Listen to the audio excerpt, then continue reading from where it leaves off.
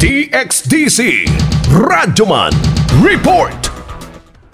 Wala na maglabad ang ulo sa Commission on Election Davao Region sa mga kandidato alang sa barangay o sangguniang kabataan eleksyon 2023. Diha sa pagatuman sa mga palisiya sa COMELEC, particular sa paggatanggal sa mga posters o paraphernalias nga nakabit sa nakadaiya nga dapit sa atuang siyudad sa Davao.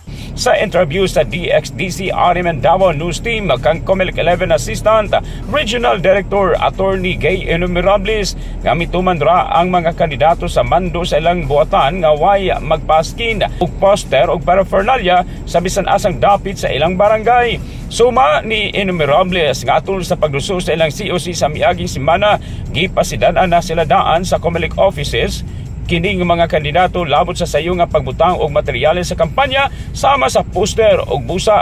Way nabantayan ang COMELEC nga dunay gibitay kung gipaskin nga mga paraphernalia hilabi na sa kasadpang bahin sa dakbayan. Actually, gitanggal yun nila, sir. Gitanggal yun nila. I do not know sa other places, pero dito sa South, wala ko nakita. So, gitanggal yun nila.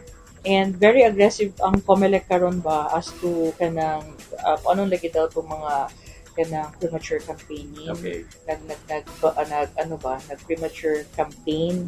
So, ang kuan karon ni follow ko ba yan? Ipasabot ni Enumerables nga magresulta sa diskwalifikasyon sa kandidato ang pagtaod og poster sa mga pampublikong lugar sanglit mayulasyon na kini sa pre-campaigning.